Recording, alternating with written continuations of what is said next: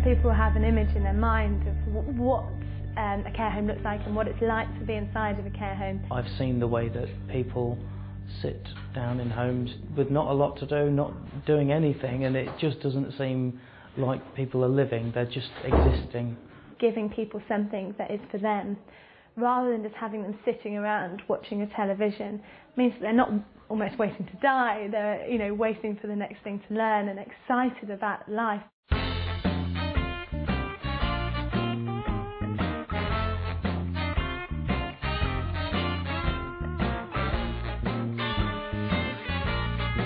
Today we're at Aigburth, which is a care home for about 32 residents in Leicester. We're never bored here.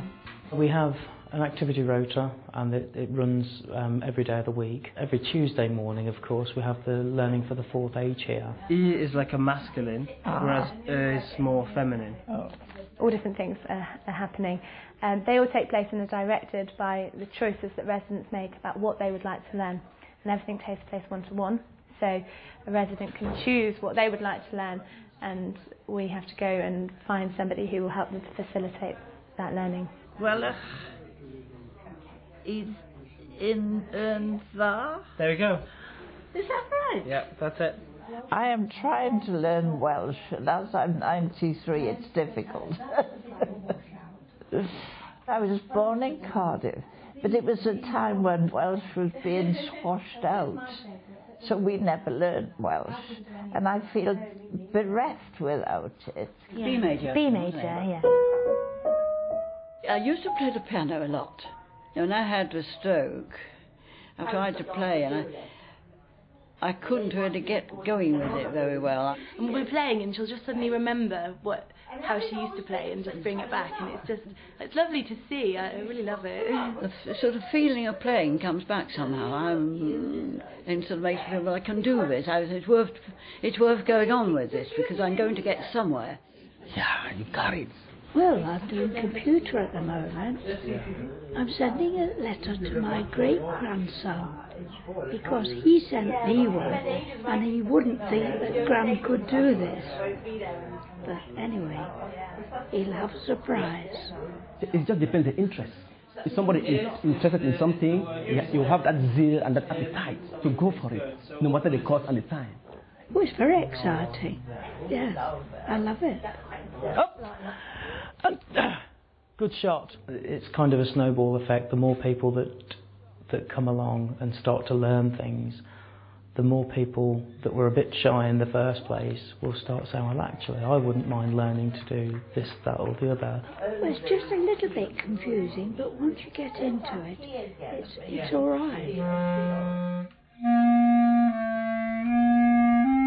This is more like work, and when you make progress, it gives me great satisfaction, more so than, you know, doing a crossword or anything like that. There's benefits for learning for everybody at every age, including sort of, you know, boosts in well-being and happiness. I think certainly when people are living in a care setting, we see it as giving them back some of their independence. So many people wish they were at home, and I don't.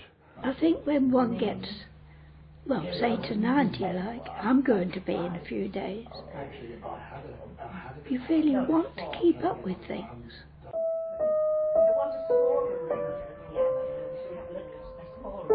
Kids up.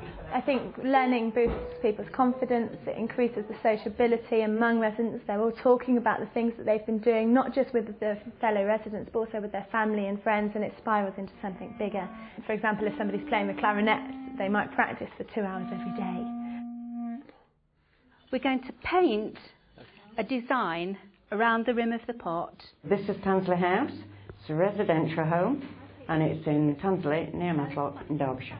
First Taste have different tutors with different specialities.